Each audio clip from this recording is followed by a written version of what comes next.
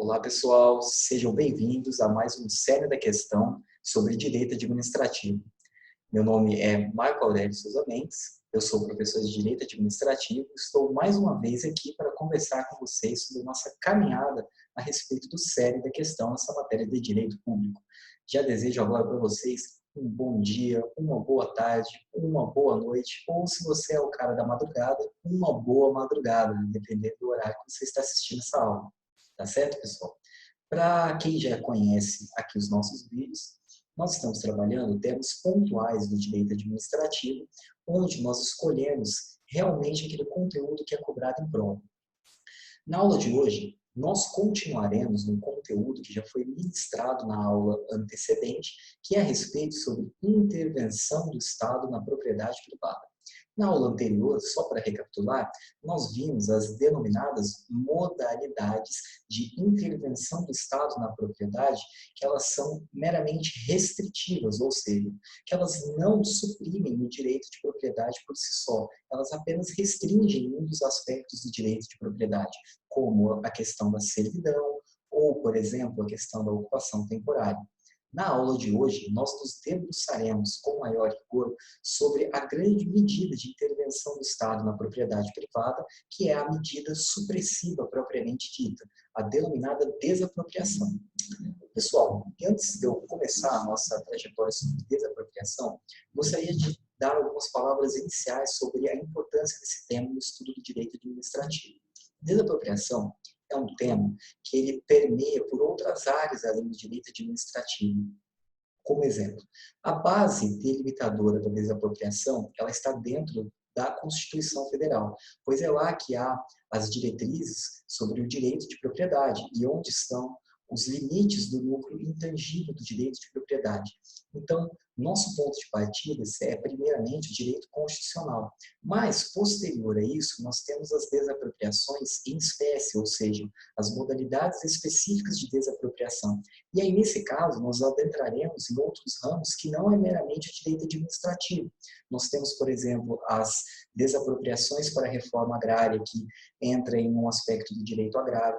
Nós temos as desapropriações com base na função social da propriedade urbana, e aí nós já entramos, por exemplo, no direito urbanístico, nos ditames do Estatuto da Cidade.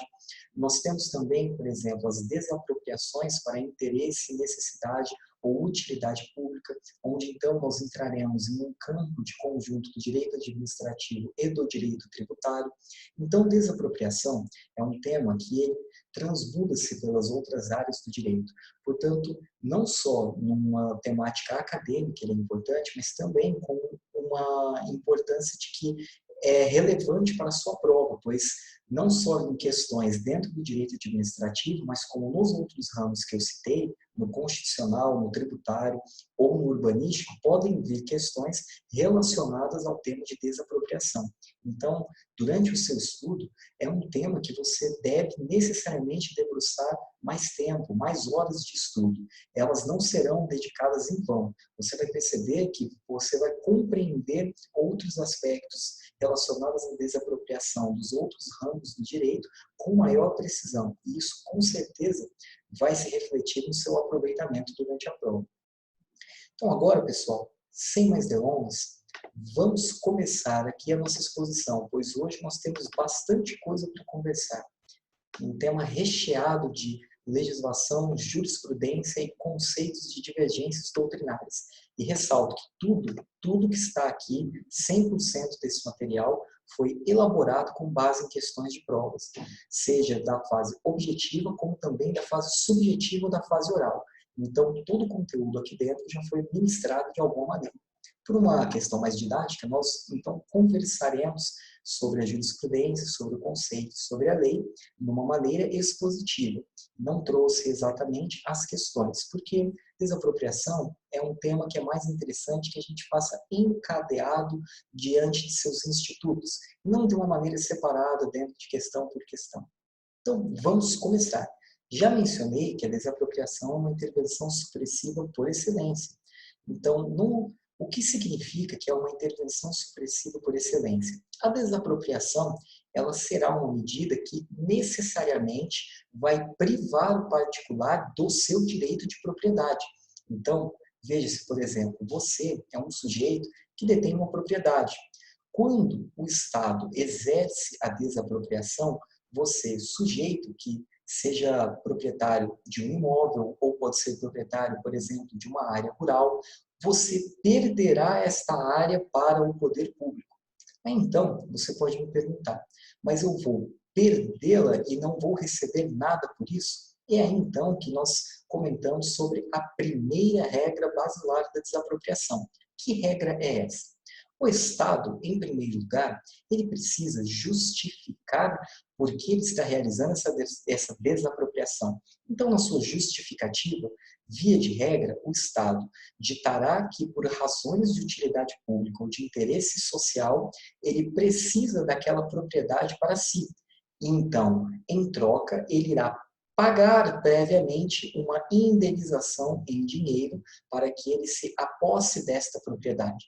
Então, o que nós acabamos de comentar agora é o conceito geral da desapropriação e as regras por qual o Estado precisa respeitar. Tenha em mente que são as regras, porque daqui a pouco nós vamos comentar todas as outras hipóteses excepcionais de desapropriações que elas subvertem a regra da prévia indenização em dinheiro e a justificativa por utilidade pública ou interesse social. Mas, para o nosso primeiro passo, precisamos entender qual é a finalidade da desapropriação e o que o particular recebe quando o Estado exerce este direito que ele tem como prerrogativa pública. Então, guarda, Estado pode pegar um bem particular por desapropriação e este bem ele será desapropriado por meio de uma razão de utilidade pública ou interesse social e o particular receberá em troca o pagamento de indenização. Tema interessante que eu trouxe a respeito da indenização logo no começo é sobre o que o STJ decidiu no seu informativo 606. O STJ, no informativo 606, se debruçou sobre uma questão a respeito de dívidas tributárias incidentes no imóvel que está sendo desapropriado. Imagine o seguinte exemplo. Veja, vamos imaginar que Joaquim é proprietário de uma fazenda e Joaquim ele está devendo o ITR para a União, ou seja, o Imposto Territorial Rural, já há uns 3 anos. Então, este ITR tem um montante razoável. Então, a União decide ajuizar uma execução fiscal perante a cobrança deste ITR.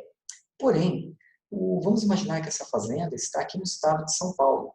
E o estado de São Paulo, então, decida desapropriar esta área porque o estado precisará, por exemplo, construir um hospital dentro daquele local. Imagine, então, que quando ele desapropria a área, nós estamos diante de uma seguinte situação. O Estado ele será proprietário daquele bem. E, via de regra, nós sabemos que no direito tributário, as dívidas tributárias, elas vão junto com o bem, ou seja, são obrigações, no caso do ITR, um tipo de obrigação própria ter rem. Então, a pergunta que se faz é o seguinte: quando o Estado desapropria esta fazenda em que o proprietário anterior é devedor de ITR, o Estado agora se tornará devedor do ITR para a União?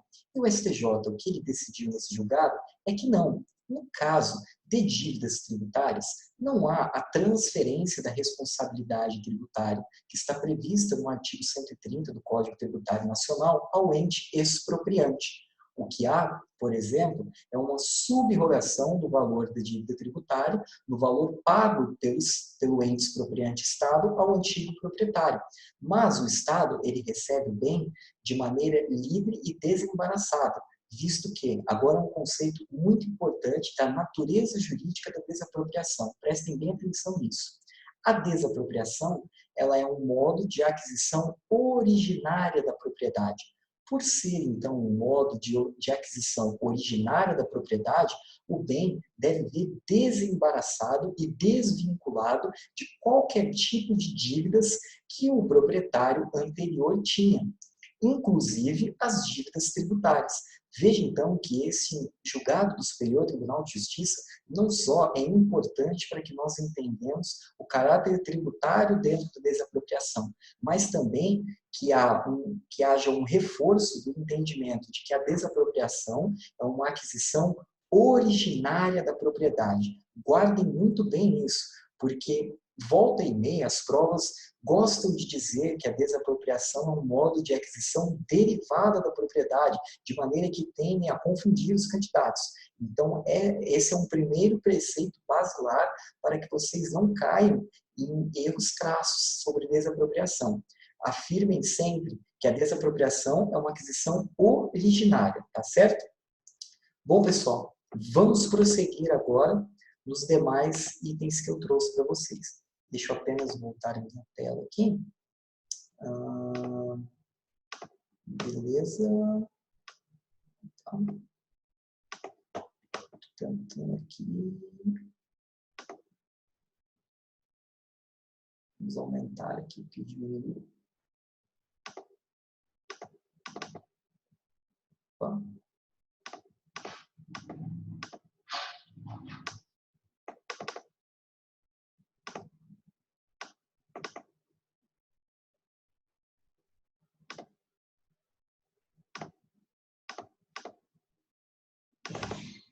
Aqui, pessoal, consegui, beleza. Pronto, aqui fica melhor para vocês verem. Assim não aparece a telazinha do Ranieri, que ele acabou de acessar a nossa aula. Beleza. Agora sim. Tá? Só modificar o tamanho aqui. Mas só aparece você mesmo. Só. Não, é que estava aparecendo ali embaixo você. Aí eu tirei agora não está mais aparecendo. Então assim, pessoal, vamos continuar agora. Visto que já passamos sobre as linhas gerais de desapropriação, vamos agora comentar a respeito de modalidades especiais de desapropriação. O que eu comentei até agora com vocês foi a respeito do regramento geral da desapropriação, que ele está contido dentro da Constituição Federal, por via de regra, tá? Que é sobre a prévia indenização em dinheiro. Mas, como eu mencionei no começo da nossa exposição, nós temos algumas modalidades especiais de desapropriações que elas fogem um pouco da regra tradicional que eu trouxe para vocês. E é o que nós comentaremos agora, antes de eu destrinchar alguns aspectos específicos da própria desapropriação como um procedimento geral. Tá? As modalidades de desapropriações que nós temos especiais no nosso ordenamento, começa a primeira delas dentro ainda da própria Constituição, no seu artigo 182, que é aquela que diz sobre a desapropriação do imóvel urbano que ele não está executando a sua função social, ou seja, é uma desapropriação regulamentada pelo Estatuto da Cidade e que ela tem a competência exclusiva do município, pois é ele que fará as diretrizes do planejamento urbano local. Está dentro, inclusive, da Constituição, essa diretriz geral do planejamento urbano, quando nós analisamos aquele rol de competências disciplinadas no artigo 31. Tá? Quanto à desapropriação regulamentada para a função social da propriedade urbana, nós temos que atender a alguns requisitos prévios que existem. Quando o município ele se depara com um local onde não está sendo executado o cumprimento da função social, ele não pode de imediato desapropriá-lo. Por quê? Porque a Constituição, no corpo do seu artigo 182, delimita que antes da desapropriação, por ser uma medida extremamente gravosa, uma medida que privará do direito de propriedade particular, o município precisa respeitar primeiro alguns elementos de coerção que o particular para ele cumprir a função social da propriedade.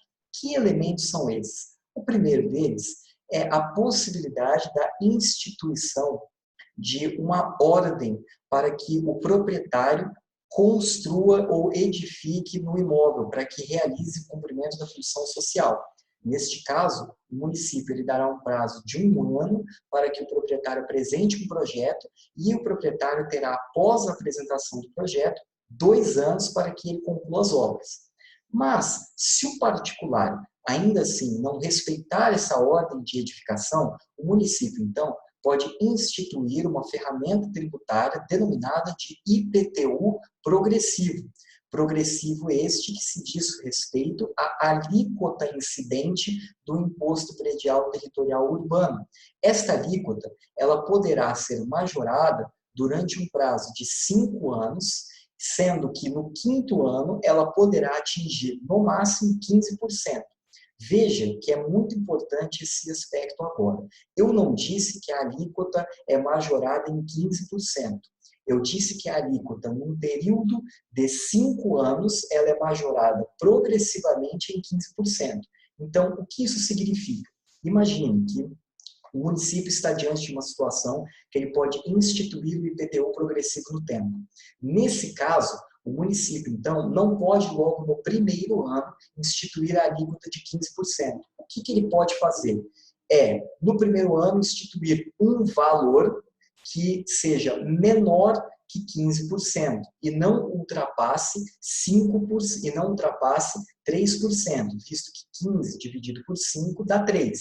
E aí, paulatinamente, durante os próximos 4 anos, até chegar ao 5º ano, ele pode atingir o patamar máximo de 15%. Então, veja, é diferente de eu dizer que o TTU progressivo pode ser 15% logo no primeiro ano. Guardem bem essa informação, porque eu já vi isso cair em prova, os enunciados confundirem e trazerem assertivas que mencionavam que poderia ser instituído 15% direto. Não é assim que funciona, tá? Prestem bem atenção nisso. Prosseguindo então, pessoal, a partir do momento que se dá 5 anos e a alíquota atingiu os 15% e o proprietário do imóvel ainda não edificou para cumprir a função social da propriedade urbana, no 6º ano para frente, o município, então, adquire a prerrogativa de desapropriar este imóvel. Desapropriação esta, então, que por nós estarmos diante de uma desapropriação, sanção, não se dará mediante a prévia indenização em dinheiro, como a regra geral. Ela se dará, então, mediante pagamentos de títulos da dívida pública, resgatáveis em até 10 anos, tá? Guardem este prazo, porque ele é importante. O prazo de 10 anos, volta e meia, cobrado em provas. Prosseguindo, então, foi isso que nós tínhamos para falar sobre desapropriação da propriedade urbana. Então, se a função social da propriedade urbana ela se dá neste modelo, nós temos, então, que falar sobre a função social da propriedade rural, sendo que o descumprimento desta função social da propriedade rural também ensejará um tipo de desapropriação, a chamada desapropriação rural ou também desapropriação para a reforma agrária. Tá? Quando, então, nós estamos diante de uma propriedade rural, e já que ela se dará para a reforma agrária, nós, então, temos também uma desapropriação de competência exclusiva de um ente. Já que a Constituição diz que a política agrária será de competência exclusiva da União, temos então diante de nós que a desapropriação rural é de competência exclusiva da União para que ela expeça o chamado decreto expropriatório.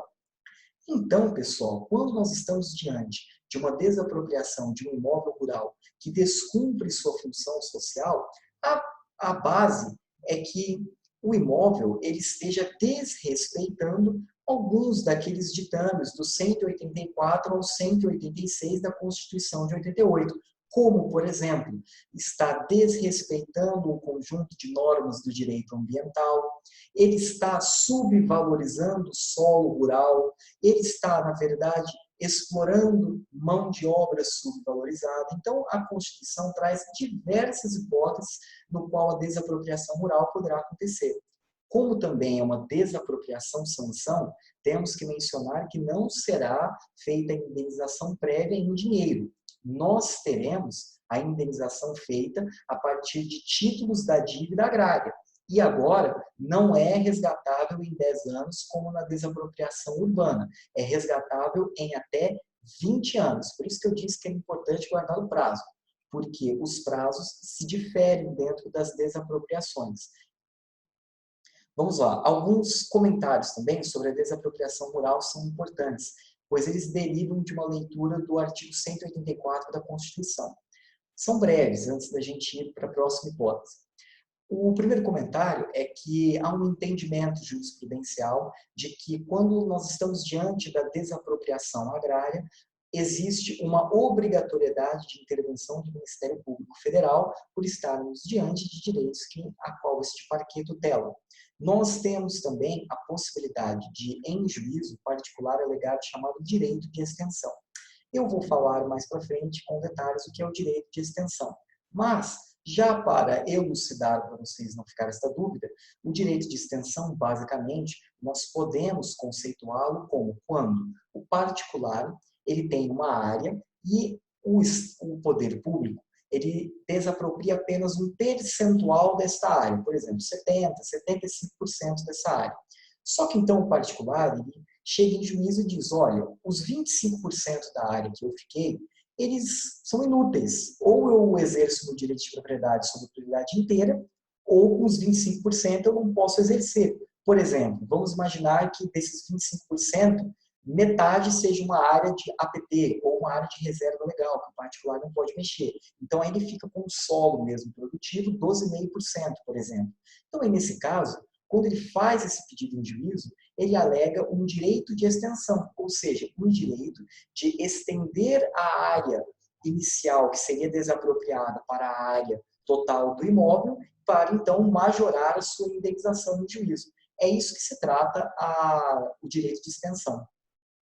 Um outro aspecto importante é que o Superior Tribunal de Justiça já simulou a questão de que, quando estamos diante da desapropriação de imóvel rural para reforma agrária, em alguns momentos pode acontecer que movimentos sociais invadam esse imóvel. Imagine que, por exemplo, uma fazenda em que ela está sendo discutida em juízo a respeito da desapropriação pelo Estado, tem a sua área invadida pelo MST, o Movimento Sem Terra. Nesse caso, quando acontece a invasão de um imóvel por um movimento social, o Superior Tribunal de Justiça diz que acontece uma causa de suspensão do processo de expropriação para fins de reforma agrária. Ou seja, não é bom para nenhuma das partes que haja uma invasão, porque o Estado vai demorar para ter esse bem e também o particular ele vai se ver privado do seu direito de propriedade e também vai demorar para ter essa indenização. Então, é importante que vocês tenham isso em mente.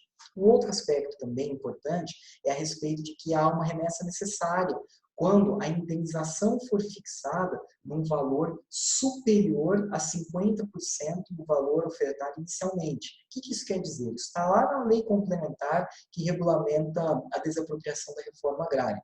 Vamos supor que o poder público ele tem oferecido um valor X, imagine 100, vamos supor, 150 mil, 150 mil para uma área que ele quer desapropriar para a reforma agrária. Mas o particular fala, olha, eu acho que a minha área não vale 150 mil, ela vale, na verdade, 350 mil. Então, o particular ele vai ter que entrar em juízo com uma ação com o poder público, na verdade, vai entrar com ação de desapropriação e aí Estado e particular vai discutir a respeito dessa indenização, sobre qual é a indenização mais correta. Veja então que no nosso exemplo, o poder público ofertou 150 mil e o particular disse que a área rural dele valeria 350 mil. 350 mil é um valor superior a 50% do valor ofertado inicialmente. Então, aí, neste caso, pela legislação que regulamenta a desapropriação por reforma agrária, haverá uma remessa necessária, tá certo? Que é quando a sentença ela passa pelo chamado duplo grau de jurisdição obrigatório. Então, mesmo não tendo recurso, essa sentença subirá até o Tribunal de Justiça, ou se for, caso uma área federal, ao TRF, o Tribunal Regional Federal, né, que é a União. Desculpa. Pessoal, então agora prosseguindo. Vamos para uma próxima hipótese de desapropriação especial, que ela também está na Constituição, e é a chamada desapropriação com fisco ou expropriação, que é um termo que eu prefiro, e eu vou mostrar por que eu prefiro que chame essa desapropriação de expropriação. Sua hipótese ela está prevista lá no artigo 243, e ela foi fruto de inserção na Constituição Federal por meio de emenda. Não me recordo agora qual o número da emenda, mas depois vocês confirmam. O que é a desapropriação do artigo 243? Ela fala que quando existe plantação de psicotrópicos ilícitos, ou seja, uma plantação de maconha, ou uma plantação de ópio, ou exploração de trabalho escravo, nós teremos a desapropriação desta área rural para fins de destinação de reforma agrária ou para destinação urbana na construção de conjuntos habitacionais, a depender de para qual finalidade esta área poderá ser melhor aproveitada.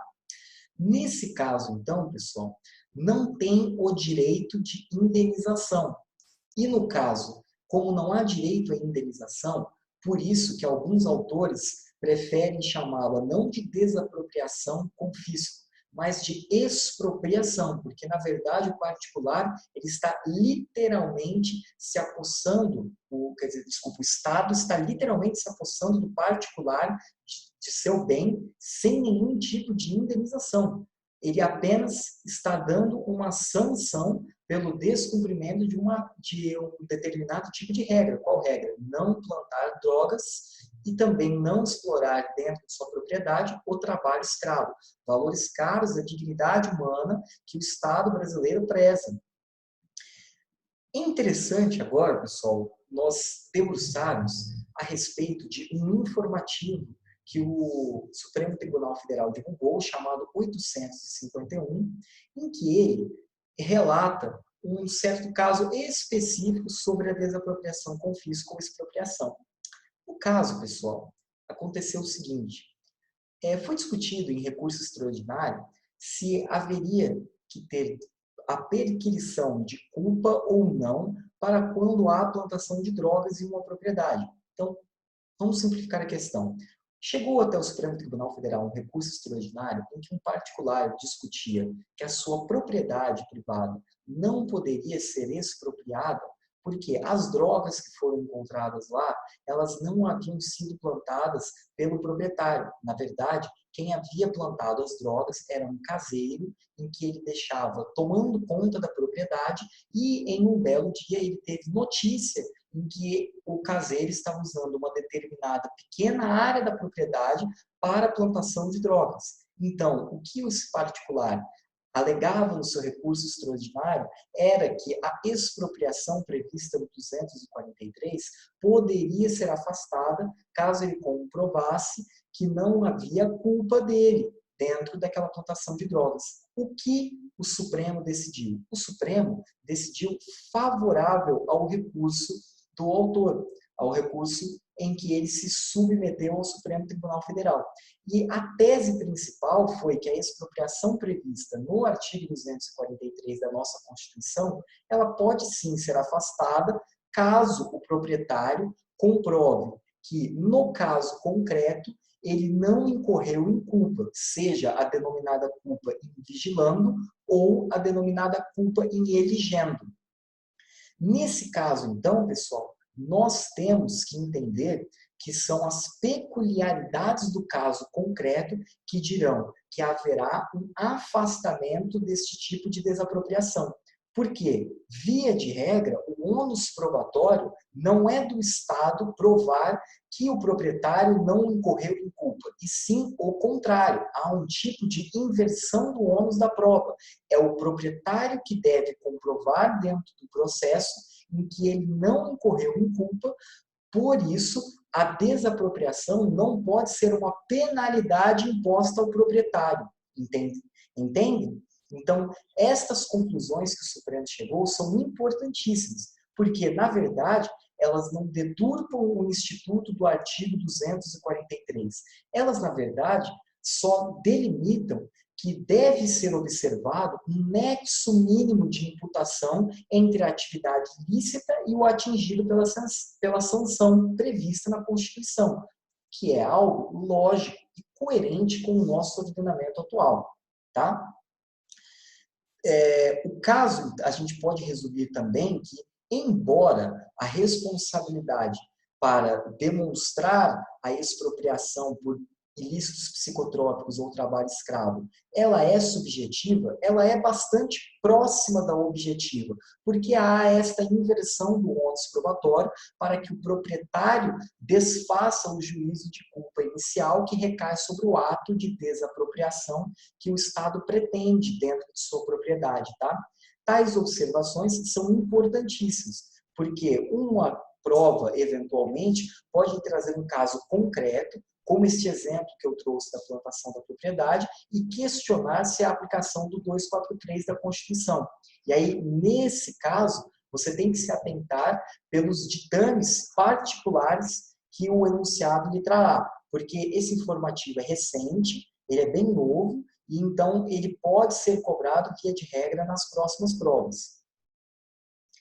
Vamos agora, então, comentar alguns aspectos genéricos da desapropriação, como competência e os objetos, sobre possibilidade de desapropriação de bens públicos, quem pode desapropriar bens de quem, se deve haver um respeito de uma hierarquia entre os entes ou não. Então, agora, nós vamos trabalhar diversos aspectos gerais da desapropriação como regra.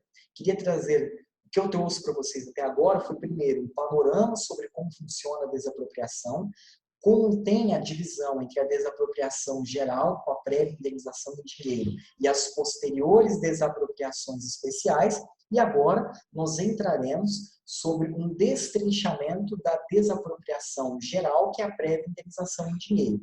A primeira delas é a respeito da competência. Para legislar sobre lei de desapropriação, a competência é privativa da União. Então, todas as leis que versam sobre desapropriações, que hoje nós temos, são leis gerais da União. Os estados, os municípios, o Distrito Federal, eles podem legislar desde que respeitem a competência privativa da União, ou seja, de não inovarem. Eles podem legislar dentro daquela competência suplementar que o Estado possui do 24, ou da competência municipal do artigo 31, para reger sobre aspectos locais. Mas a regra geral, ou seja, as grandes legislações sobre desapropriação, elas são legisladas de competência privativa da União. Já a competência para desapropriar um bem, aí neste caso é diferente da competência para legislar. Aí a competência para desapropriar é concorrente de todos os entes políticos. Então, o que é competência para desapropriar? É competência para declarar que um bem pode ser desapropriado. Isto quem fará é o ente político, poder executivo como regra, ou poder legislativo, não tão usual, mas também pode, por meio de um instrumento chamado decreto. O decreto do executivo ou o decreto legislativo do poder legislativo. Já a competência para promover a desapropriação é outro aspecto, ou seja, é a competência para promover os atos desapropriatórios em espécie, ou seja, de executar propriamente dita a desapropriação, entrar no ingresso do bem, ofertar a indenização, discutir em juízo a indenização. E aí, nesse caso, não precisa ser necessariamente o ente político. Há uma abrangência com um rol mais amplo para que haja a competência para a promoção da fase executória da desapropriação. Neste caso, pode, além dos entes políticos, os entes da administração indireta ou as concessionárias que recebem a competência por lei ou contrato. Então, prestem bem atenção e guardem esta diferença que eu trouxe para vocês a respeito do que é competência legislativa, competência para desapropriar, ou seja, fase declaratória, e competência para promover a desapropriação, ou seja, fase executória. Tá?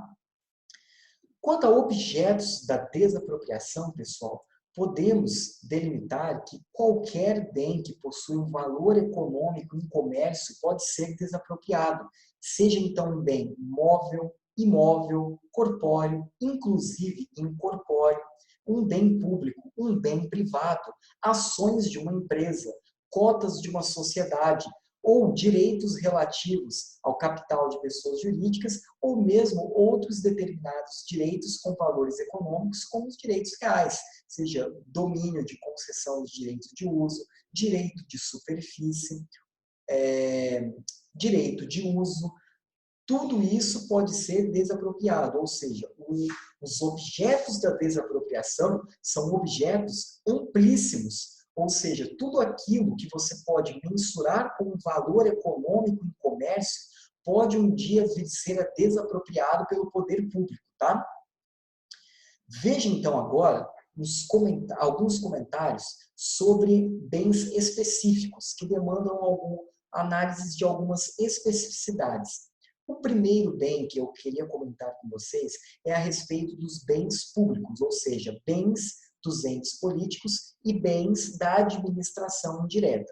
Em primeiro lugar, vamos falar sobre os bens dos entes políticos. Como eu disse para vocês, a desapropriação, por possuir um objeto amplo, ela abrange também os bens públicos. Então, nossos tribunais superiores, tanto STF como STJ, entendem a possibilidade da desapropriação de bens da União, dos estados, do Distrito Federal ou dos municípios. Mas há um entendimento de que deve ser respeitado um conteúdo construído pela doutrina denominado de hierarquia federativa. O que significa hierarquia federativa? Apesar da nossa federação ela não se reger de uma maneira hierárquica, como vocês podem recordar, lá do direito constitucional, a nossa distribuição de competências, ela é denominada de um federalismo cooperativo, ou seja, os entes devem mutuamente contribuir entre si para o equilíbrio da federação, sem que haja uma sobreposição ou uma subjugação de um ente sobre o outro. Na questão da desapropriação, nós criamos uma espécie de hierarquia fictícia. Tal hierarquia fictícia rege-se apenas por uma questão técnica e acadêmica. Esta hierarquia federativa, ela diz respeito de que a União estaria num patamar acima do Estado e Distrito Federal, que por volta estava acima do município. Então, o que isso significaria para fins de desapropriação? A União pode desapropriar bens dos estados, do Distrito Federal e dos municípios. Mas os estados do Distrito Federal não podem desapropriar bens da União, somente podendo desapropriar bens dos municípios. Por outro lado, os municípios não podem desapropriar bens nem do Estado, nem do Distrito Federal e nem da União, visto que eles estariam na última escala da hierarquia federativa. Dentro da própria doutrina, esta posição não é unânime, pois nós temos autores como, por exemplo, Fábio Côndaro Comparato, que afirma que não é possível a desapropriação, ou nós temos também o Marçal Justin Filho, que diz que a desapropriação pode ser feita independentemente do aspecto da hierarquia federativa. Mas não é estas posições que devemos levar para a prova, porque a doutrina, tanto da Di Pietro como Carvalho Filho, foi adotada pelo Supremo Tribunal Federal no julgamento da Ação Civil 1225. E esta posição encampa o entendimento da hierarquia federativa. Logo, encampando o entendimento da hierarquia federativa, temos que adotá-lo para a nossa prova. Já bens públicos da administração indireta, há uma certa posição também controvertida na doutrina de que se os entes federados podem ou não desapropriar. A posição majoritária é que os entes federativos podem também desapropriar os bens que são da administração pública indireta. Mas aí fica-se a seguinte questão: um bem que está da administração indireta de um ente de maior hierarquia federativa pode ser desapropriado pela administração direta de um ente de menor hierarquia federativa? Explicando, imagine que um bem de uma autarquia da União pode ser desapropriado por um Estado. Nesse caso, a doutrina se dividiu em 3 posições. E, novamente, nós temos uma delas adotada pelo Supremo Tribunal Federal e pelo Superior Tribunal de Justiça.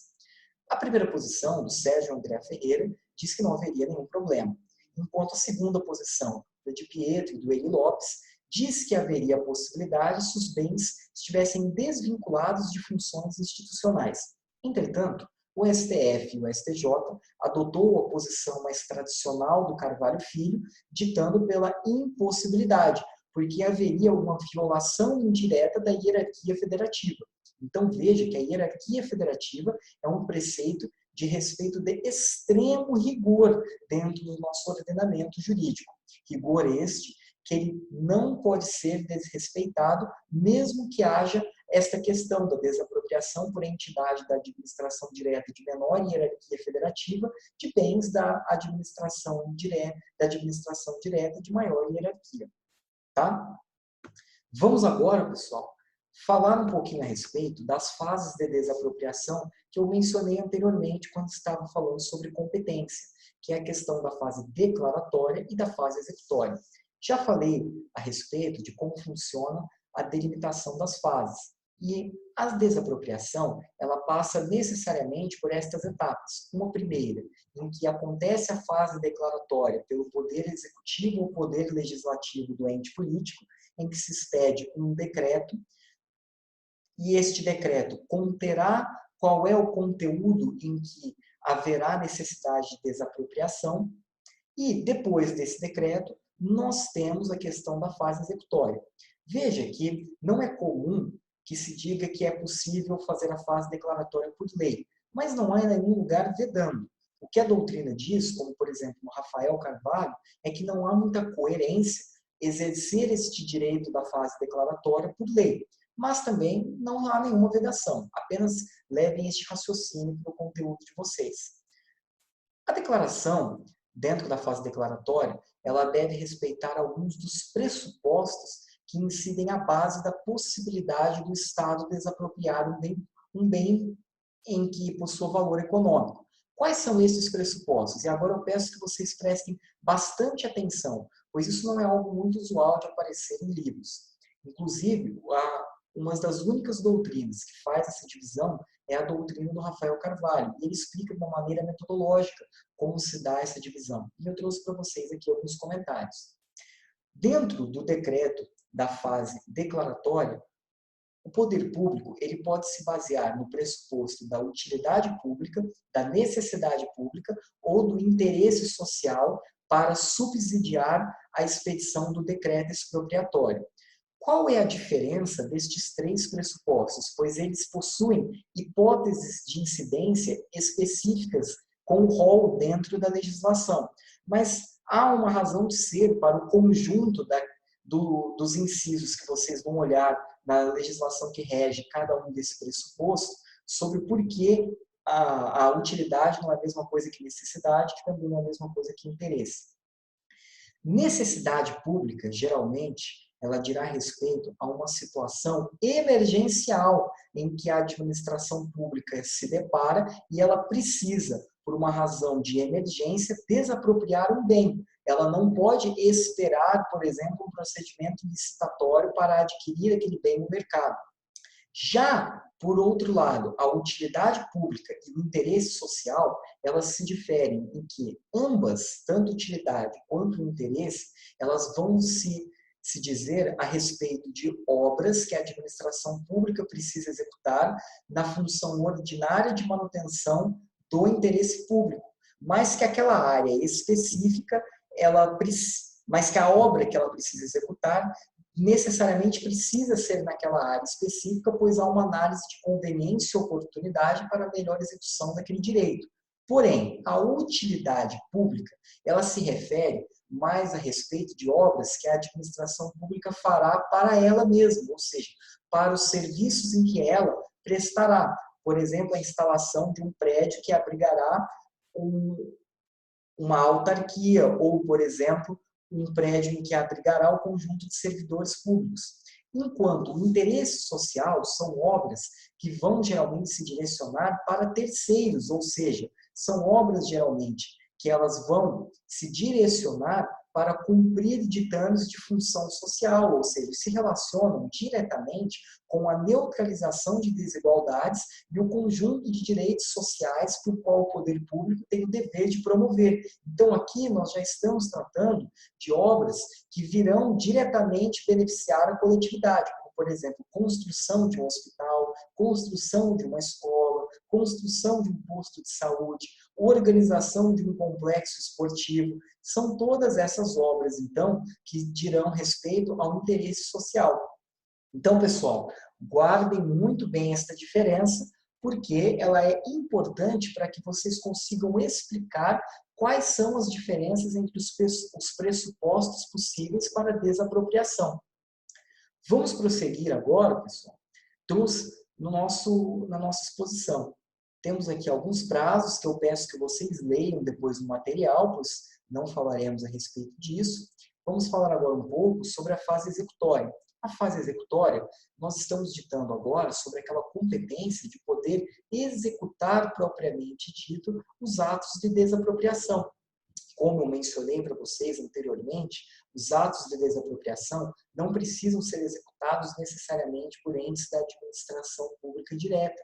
Eles podem, na verdade, serem executados tanto pela administração indireta, como por outras pessoas, como consórcios ou concessionárias, em que há delegação por meio de lei ou de contrato desta prerrogativa, tá? E este ente que fará a fase executória, ele possui primeiro 2 passos.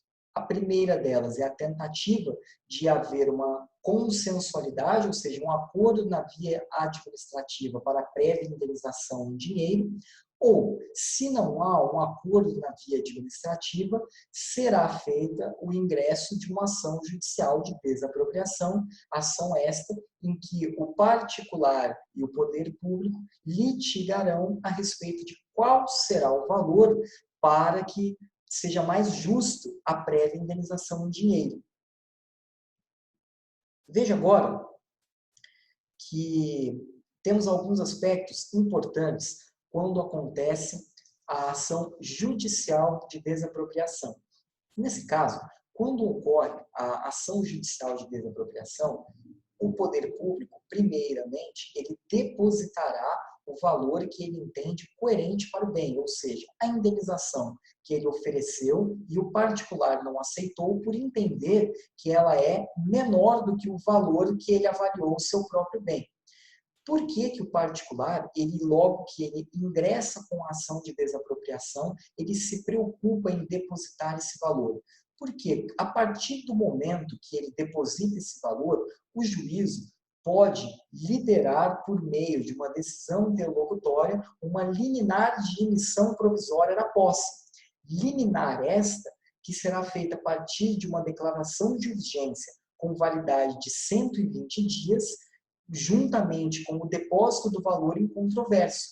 E esta liminar permitirá que o Estado já ingresse no bem do particular e comece a executar as obras porque ele pretende, visto que ele se recorreu da desapropriação por ser um método mais ágil do que a abertura de um procedimento de licitação para adquirir o bem no mercado privado.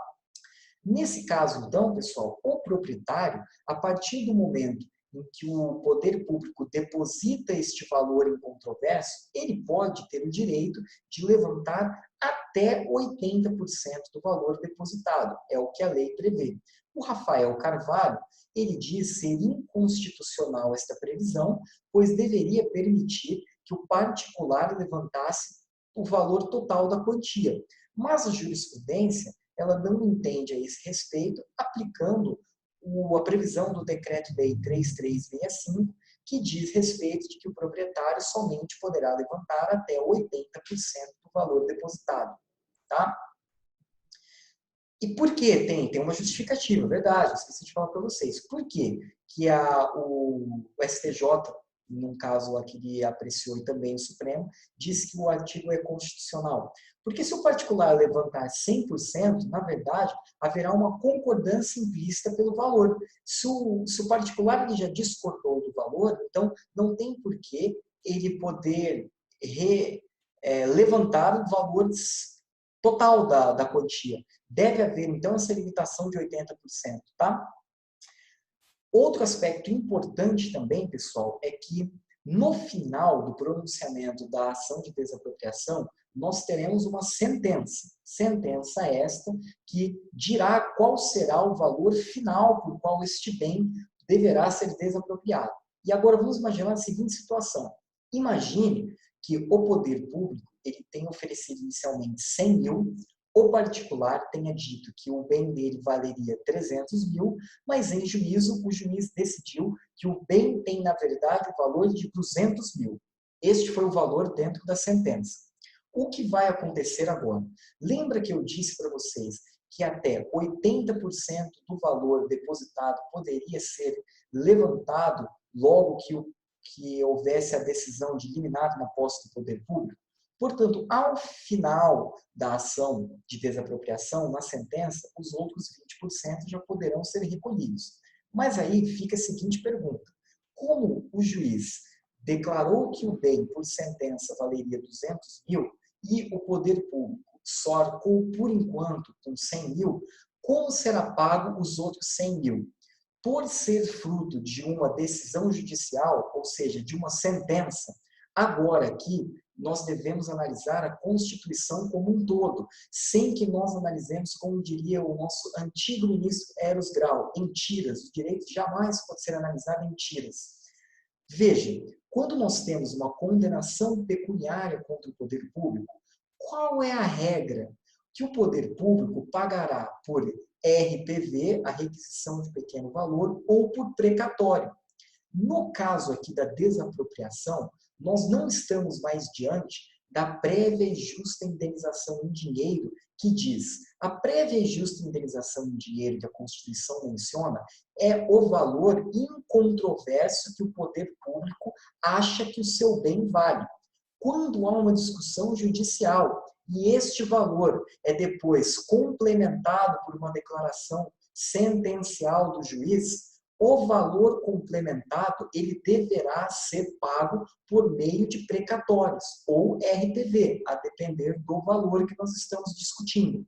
Então, guardem muito bem que caso haja uma discussão judicial sobre a desapropriação, nem todo o valor da indenização deverá ser pago de maneira prévia e justa em dinheiro, porque a diferença do valor incontroverso, ou seja, o excedente que será discutido em juízo e posteriormente será declarado pelo juiz em sentença, deverá respeitar a regra do artigo 100 da Constituição sobre o RPV ou o precatório. Tá bom, pessoal? Muita atenção com isso, pois isso é um tema de extrema complexidade na desapropriação. E eu já vi cair em prova tanto subjetiva quanto objetiva.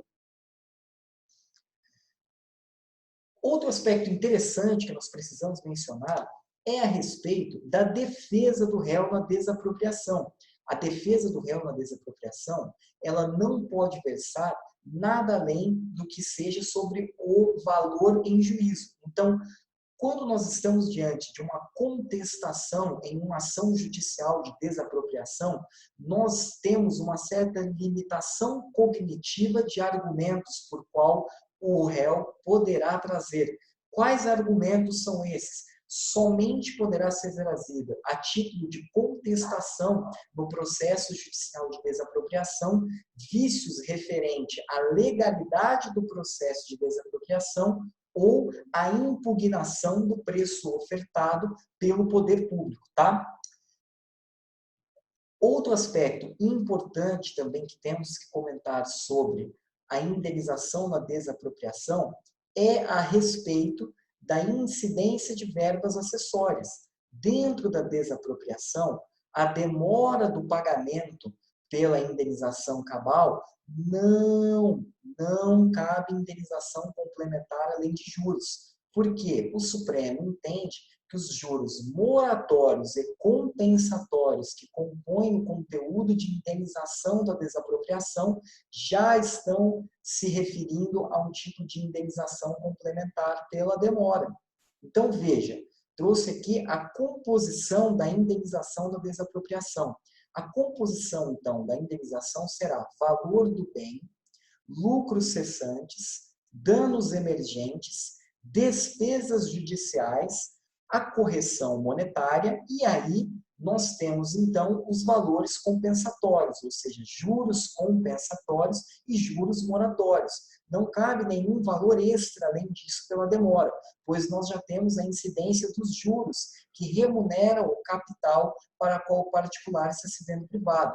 E, notadamente, temos também a incidência de honorários advocatícios. Honorários estes, que é muito importante essa questão agora, incidirão sobre a diferença do valor da indenização arbitrada em juízo daquele valor inicialmente depositado pelo ente público sobre os 80%, que aí é um informativo novo do Supremo. Como assim, professor? Eu não entendi. Lembra que o particular ele pode recolher até 80% daquele valor depositado no juízo? E, então, vocês têm que pegar o valor da sentença, ou seja, o valor final que o bem foi avaliado na desapropriação, e subtrair dessa quantia de 80%. A partir do momento que você substitui pela quantia dos 80%, o resultado é o valor sobre o qual incidirá os honorários. Honorários estes que são regulamentados de meio até 5%. Sem que haja aquela limitação de até R$151 mil, que há a previsão no Decreto-Lei 3365 da desapropriação. Isso foi declarado inconstitucional pelo Supremo Tribunal Federal no ano passado. Trouxe para vocês aqui no caderno o informativo completo. Durante a aula, apenas comentei alguns aspectos e agora estou complementando sobre outro aspecto vindo desse informativo sobre desapropriação. Mas peço que posteriormente, depois, vocês leiam o material completo, pois eu delimitei, com base em um resumo do dizer direito, os principais aspectos deste julgado. Ele é enorme e aqui no material para vocês está sistematizado em menos de uma página, ou uma página e meia, não lembro agora. Então, muita atenção, peço depois que leiam. É o informativo 902 do Supremo Tribunal Federal, tá? Não vou passar ele aqui explicando detidamente cada ponto, pois está bem didático dentro do material escrito e não há necessidade de expormos em aula, senão a aula demandará um tempo muito longo e ultrapassará os minutos estipulados. Então agora nós já encaminharemos para o final. E nós precisamos falar apenas de 3 tópicos curtíssimos, mas de extrema importância. O primeiro deles é sobre se há ou não a possibilidade de desistência da desapropriação. Entende-se que, de maneira majoritária, que poderá ser feita a desistência da desapropriação, desde que ele seja feito até o momento do pagamento da indenização em sentença, mesmo que parcial, e que o poder público possa devolver o bem ao particular no status quo ante, ou seja, da maneira em que ele foi desapropriado. Se já houve uma modificação substancial deste bem, entende-se a nossa jurisprudência, tanto o Supremo Tribunal Federal quanto o Superior Tribunal de Justiça, que não poderá ser feita a desistência da desapropriação. Então, entenda que é possível, mas que ela seja feita até o pagamento da indenização, mesmo que parcial, e que o bem poderá ser devolvido no seu status quo ante. Tá? O outro aspecto importante é a respeito do registro de propriedade. Logo que há a sentença do juiz declarando o valor por qual este bem será desapropriado, a sentença já é título hábil para que se registre no cartório de registro de imóveis a propriedade do poder público. Tá? Bom, direito de extensão já mencionamos anteriormente, mas é importante que vocês lembrem que aquele conceito que eu trouxe para vocês não é a mesma coisa que desapropriação por zona, que é o que eu vou explicar agora. Ó. Desapropriação por zona é uma desapropriação diferente de direito de extensão, que é, na verdade, quando o poder público ele encontra uma zona vizinha, ou seja, contígua a uma obra pública, a necessidade de desapropriação.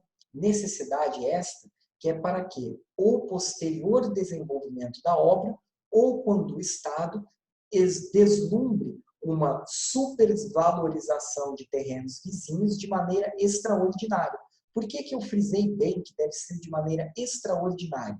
Porque se a valorização for ordinária desta obra pública, então, na verdade, nós não estamos diante de um caso de desapropriação por zona. Valorização ordinária de obra pública é o caso daquele instituto do direito tributário denominado de contribuição de melhoria, tá bom? Muito importante isso, e visualizem esse desenho aqui que eu fiz para vocês, tá? Um outro aspecto importante é a respeito da chamada desapropriação indireta. O que é desapropriação indireta? O Marcelo Alexandrino e o Vicente de Paulo, respeitando as diretrizes da doutrina clássica, como Eri Lopes e Meirelles, diz que a desapropriação indireta é um fato administrativo. Fato este por meio do qual o Estado ele se apropria daquele bem particular sem respeitar aquelas fases declaratória e executória da desapropriação que eu mencionei anteriormente. Ou seja, o Estado se apossa de uma maneira ilícita ou de uma maneira invasiva do bem. Quando o Estado se aposta desta maneira, acontecerá então um processo judicial chamado de ação de desapropriação indireta. Ação esta em que o particular discutirá qual é a indenização que será cabível por esta invasão do Estado no bem particular. É entendido pelo Superior Tribunal de Justiça que aplica-se pela súmula 119 o Código Civil como prazo de prescrição para que o particular possa discutir em juízo esta indenização. A súmula foi editada na vigência do nosso antigo Código Civil de 16. Então, se você ler a redação da súmula, vai dizer que a prescrição é de 20 anos. Então, você precisa fazer uma atualização do artigo por qual foi baseado aquela súmula 119 para o nosso código atual, em que ele prevê que o prazo aplicado é o da uso capião por destinação pública, prazo este que está no artigo 1238 do Código Civil e que será o prazo prescricional de 10 anos, porque é aquela uso capião em que se reduz o prazo ordinário porque há a execução de trabalhos dentro da propriedade. Por isso que se aplica o artigo 1238, porque entende-se que o Estado se aposta de maneira invasiva do bem para executar um bem a serviço da coletividade, ou seja, executará obras públicas a serviço da sociedade. Prosseguindo, então, chegando ao final, temos o nosso último tópico chamado de retrocessão. A retrocessão, pessoal, ela é debatida na doutrina se é um direito real ou um direito obrigacional. Por quê? A retrocessão, ela diz respeito a casos em que, quando o poder público ele acaba desvirtuando a destinação por qual aquele bem seria dado na desapropriação, o particular pode se ver como bem de volta para ele, se entendermos que é um direito real, ou pode se ver por uma indenização se nós estivermos diante de um direito obrigacional. Qual é a corrente majoritária hoje? O Rafael Carvalho entende que o direito de retrocessão ele é um direito real. Então, o bem ele pode ser buscado novamente pelo particular, caso nós estejamos diante da chamada predestinação ilícita, ou seja, um desvio de finalidade fora do espectro do interesse público. Por que é importante você frisar a palavra ilícita? Porque a predestinação lícita, ela é permitida pelo poder público. Ou seja, o poder público, ele pode destinar o bem para outra finalidade pública que não aquela inicialmente da desapropriação. Quer ver um exemplo? Imagine que um Estado ele iria desapropriar determinada área para construir um hospital, mas que no decurso da execução daquele procedimento de desapropriação, ele percebeu que o interesse público, na verdade, ele estava mais alinhado a não construir mais um hospital naquela área. Na verdade, ele estava mais alinhado para construir uma escola. Escola esta, por exemplo, que versasse para ensino fundamental e ensino médio. Nesse caso, pessoal, o que acontece? O Estado ele pode desvirtuar qual foi o interesse inicial da desapropriação? Entende-se que sim, porque isso seria a predestinação lícita, ou seja, ele está dando uma nova finalidade, mesmo que há esse desvio, mas é dentro do interesse público. O que ele não pode, por exemplo, é dar uma destinação ilícita, ou seja, uma destinação que foge ao interesse público. Por exemplo, ele desapropriou o bem para construir uma escola ou um hospital, e aí, na verdade, o bem vai acabar sendo usado para construir um salão de festas para que o poder público consiga angariar uma renda extra. Não há muito alinhamento ao interesse público por isso. Então, nós podemos dizer que essa predestinação é ilícita. Mas veja, pessoal, não é unânime que essa teledestinação é entendida como um direito real, como o Rafael Carvalho mencionou. Por quê? Alguns julgados dos nossos tribunais superiores, principalmente do STJ, e alguns doutrinadores, como, por exemplo, a Maria Silvia de Pietro, elas entendem que a retrocessão é meramente um direito patrimonial, obrigacional. Então, mesmo que haja uma predestinação ilícita, deverá haver o caráter de indenização do bem, tá certo? O outro aspecto também é sobre a adestinação. Se a adestinação, que é o não destino de finalidade do bem, ou seja, o poder público desapropriou uma área e ele deixa ela parada por 10 anos, sem efetuar obra pública nenhuma, ou seja, a chamada adestinação. A destinação, ela gera direito de retrocessão do ex-proprietário a devolver o bem ou não? A doutrina majoritária entende que a destinação seria ilícita. Porém, nós já temos alguns entendimentos contrários a isso, como, por exemplo, Rafael Carvalho. Inclusive, algumas jurisprudências específicas do Superior Tribunal de Justiça também entendem que a adestinação ela se encontra num desvio de finalidade ilícito. Portanto, poderia haver um direito de preferência de devolução deste bem para o particular. Mas fiquem em mente que ainda não é unânime e nós estamos caminhando para essa evolução conceitual, tá certo? Bom, pessoal, era isso que eu tinha para trazer para vocês hoje sobre desapropriação. Uma aula bem extensa, bem longa, mas que acredito que foi bastante produtivo para vocês, tá? Um outro respeito que eu gostaria de mencionar era que não deixem, pessoal, de ler pelo menos um capítulo de alguma doutrina sobre esse tema. Eu recomendo o do Rafael Carvalho, mas também, por exemplo, do Vicente de Paulo, que o Marcelo Alexandrino, aquele livro que ele tem, Direito Administrativo Descomplicado, este capítulo também é bom. Então, eu recomendaria alguma dessas doutrinas mais contemporâneas que vocês se debruçassem a respeito da desapropriação. E também, uma outra ferramenta interessante, se você ainda não teve contato, além do dizer o direito, claro que o seu buscador, você pode digitar lá desapropriação e ver alguns julgados, principalmente os recentes, é interessante que você acesse a chamada jurisprudência em teses do Superior Tribunal de Justiça.